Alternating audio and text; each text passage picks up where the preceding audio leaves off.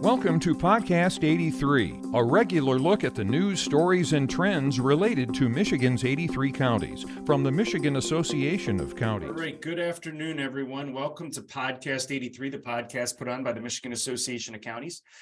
Today, we are joined by MAC staff member Madeline, Fata, and special guest Representative Phil Skaggs. He's a state rep from Kent County, also a former county commissioner from over in Kent County. How long were you a county commissioner, Representative? Had the privilege to serve 3 terms, so for 6 years, from 2016 to 2022. Well, great. Yeah, it's always great to have former commissioners in the legislature. We've got a strong group that's over there now, Representative Skaggs being one of them. Today, we're here to talk about some legislation that Representative Skaggs has been working on for a while now, and it has to do with the state septic code and septic code issues, something that's been introduced in prior legislative sessions. Representative Skaggs has taken the torch on that. So, Representative, can you tell us a little bit about the legislation as it's been introduced and what you're trying to accomplish with that?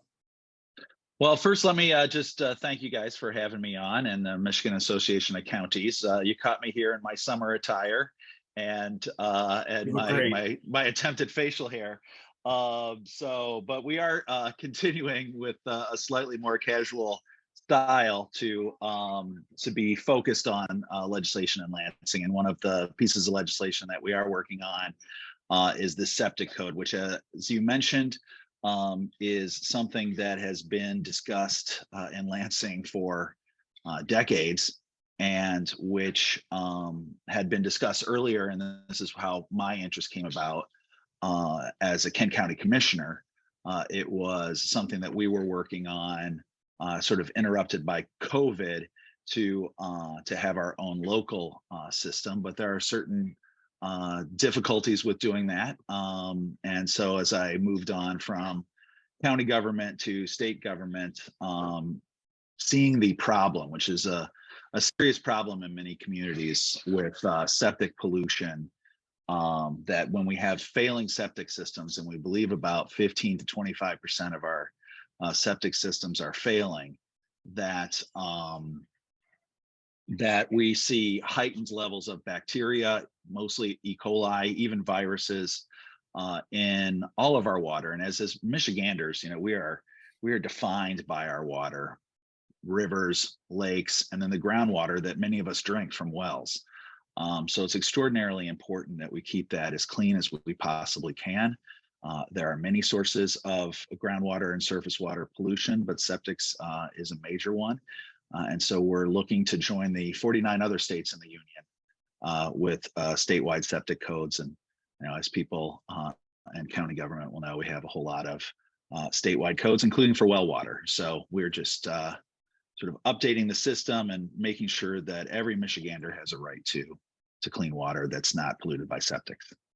Yeah, that is a good point. We are the one state that doesn't have a statewide septic code. Can you tell us a little bit about what your legislation is looking to do?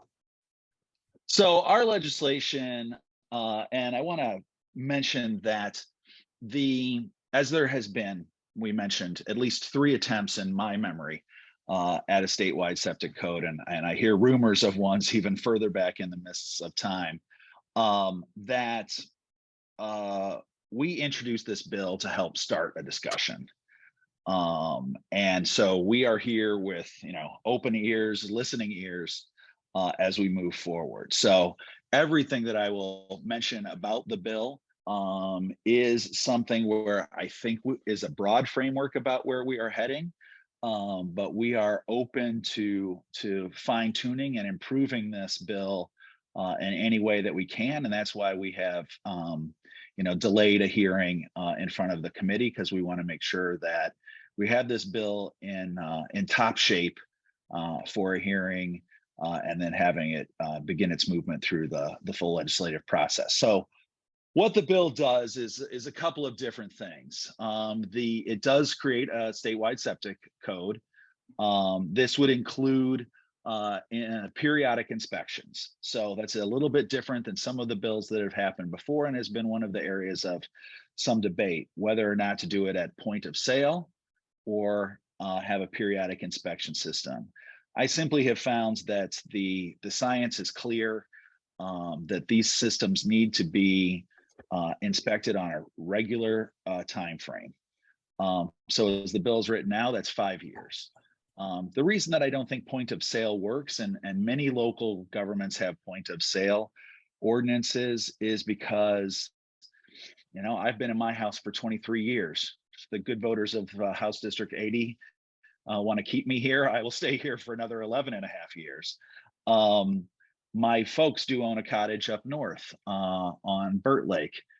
They've been there since 1990. It's now owned by an LLC, and it may never have a real estate sale.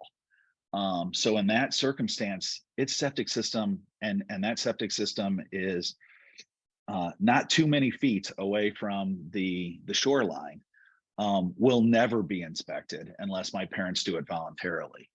And so we've seen on many of our inland lakes, as people's hunting and skiing cottages have turned into retirement homes.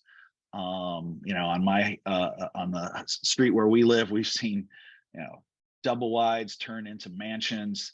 We're seeing a lot more people on our inland lakes, and these are small communities that can't afford a wastewater treatment system, so people are on septics, and we're seeing a great deal of beach closures, lake closures, algae blooms, increased seaweed and other plant material at the bottom of the lake. So we're starting to see some pretty serious problems from our growth, and it's time that we take care of it. The bill also creates a technical advisory committee, because I've been around in the legislature for years. I'm not going to be able to think of everything here.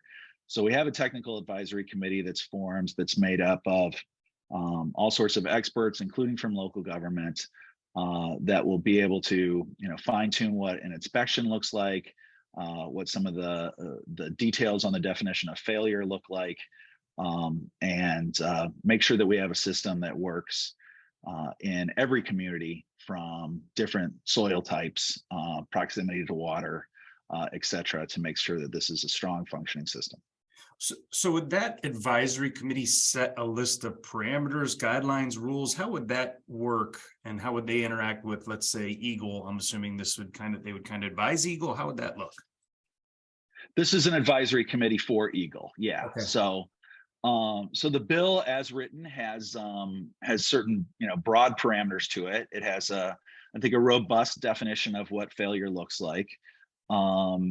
And that is some of the concerns that I and others have had with some of the local ordinances, is that their definitions of inspection are thin.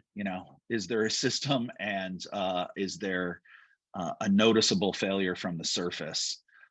That's pretty cursory inspection. So we're trying to do a little bit more on that. So the technical advisory committee will come up with, like I said, the details on what licensing requirements might be, on what would need to be done about inspections, about how we would create a statewide database to make sure that we know where the problems might be, so that we can focus in on those areas. Okay, great. And then let's talk inspections. Obviously, we're increasing the frequency of the inspections. Some of the concerns we've heard from our members is, if local public health is doing it, are they getting enough people to do it? The cost to do it, the cost to homeowners. What are your thoughts on that? Because I think you've tried to build in some mechanisms there to kind of assist in some of those areas. Well, a couple of issues there. So let's do the homeowners first, and then we'll focus in on the local government. So with homeowners, these inspections are going to run about $250 to $350 from what we've heard from the community, the industry, and that's going to simply be part of the business of doing business, of having the system. One of the things that has come to me is that we were all potty trained, and we were all in kindergarten, and in those experiences we learned to keep track of our poop, and not interfere with our neighbors. And so this is a serious problem. It is going to cost some people a little bit of extra money every 5 years. And I think that's important to make sure that we don't have the pollution in our waters. I think that's realistic given the severity of the problem. For local, I should also say for the consumer, if there is a failure, then there already is $35 million in a revolving fund to help low-income folks with either grants or zero-interest loans to be able to space out what the cost of a new system might be, which, you know, many people will know could range all the way up to, say, $15,000. But some of these could be relatively minor fixes that the inspector could actually fix at the point of inspection. So it would only be a total failure that would cost that much. Hopefully some of these could be rectified relatively easily. So there is going to be some help with that. I don't think the 35 million is enough to create enough of an endowment to be able to do this. But we are working with some local governments that already have these systems in place to try to come up with the right dollar amount. Now, for local governments, I think that this is going to take an infusion of cash to get the system up and running. But after that, we envision that the fees that are allowed for local governments to have on top of the inspection will allow the system to be self-sufficient, essentially, you know, an enterprise fund that you'd be allowed to set the fees at the cost necessary to administer the program, although Eagle will be administering a decent amount of that program. Now, it will be up to the counties as to how they want to enforce the law. My vision is that there'll be licensing of private inspectors. So that will, you know, dramatically decrease the cost to county governments. It'll be a little bit more like a register of deeds issue. But the bill would allow counties, like many counties do for restaurant inspections, to have it done by in-house staff. But again, if they choose to do that, they'll have to find a way to make that fee system work. Yeah, so there's a mechanism to do it internally or contract with a licensed inspector to do it for them. And there could be counties that maybe work together and have an inspector that does it for multi-counties, depending on the size and the scope of what needs to be done, correct? Yeah, especially if, you know, as we start off, and I think, you know, we'll start off in the areas where we know that there are some problems. And again, you know, right now, as written, the bill is 5 years. I think that's really important that we stick to that number, especially in places where we know there's a problem, where we know proximity to surface water is strong, or proximity to neighbors' well water is strong. But I'm open to other ideas about how we could work on making sure, without increasing complexity too much, how we can make sure that that periodic inspection timeframe makes sense for as many people as possible. Right. But yeah, counties will be able to do that. Look, we have in many counties that have the private system, and you know, I think that we will be able to find, you know, the market will find a way that many of the pumping companies or offshoots from pumping companies will find out that this is that there is a market for this. You know, we'll have a 3-year runway for this to take place, and in that time, I think we'll be able to get the market into place to have the inspectors necessary. And if the local governments do decide to do it in-house, they'll have some time to run that up. Great. Madeline, did you have any questions you wanted to chime in on? I do have a question. So there is some language in the bill that leads me to believe that a county or a local health department could potentially opt out of maintaining these inspections. Is there a world in which the department takes over for a health department? If a county decided to opt out completely, then there is a mechanism for Eagle to do that. Whether or not that'll be in the final version of the bill, I'm not sure. That'll come out in some of the fine tuning. I'd like to leave it up to local governments, having talked to some people in the industry that deal with local government, say in Ottawa County, where there's a lot of sand. They want to make sure that that they feel like they've got a good process and a good relationship with their local government. So so we would prefer that we not get an opt out there, and I hope that most counties would look at that as well. Look, 49 other states have been able to pull this off. I'm confident that Michigan can do it. I mean, honestly, it really should be the other way around. It should be that we should be a leader on clean water. We're the Great Lakes state. You know, Minnesota can have all the marketing that they want, but we have the best inland lakes. We have the best and the most inland lakes of any state, and we need to do the work to make sure that that they're healthy. We're just seeing too many beach closures, too many lake closures. How many illnesses are being caused by contaminated well water? We just won't know. But we do know that the MSU study from 2015 showed that all 64 rivers in Michigan are above safety levels for E. coli. And although this is not a job that I would want, and it was probably handed off to some interns, the type of E. coli feeds on human feces. So this is not a goose problem. This is not a cow problem. This is a human problem, and it is predominantly coming from leaking septics. So we got to get this taken care of. Yeah, it's something definitely that we want to. Obviously, the Great Lakes are important to our state from a variety of different perspectives, and it's obviously something we want to protect.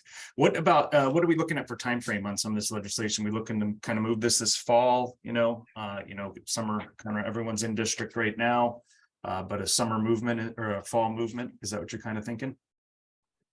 Yeah, I think the legislature. I mean, some of it will just be the time frame that's necessary to get everybody who wants to be heard, and then to make some decisions to get it forward and ask for a full hearing. But I think the fall is where we want to end up. I know that there's a lot of issues on the speaker's agenda and the governor's agenda and the Senate Majority Leader's agenda. So I know as we were leaving session, many reporters were like, "Phew, thank goodness you're gone.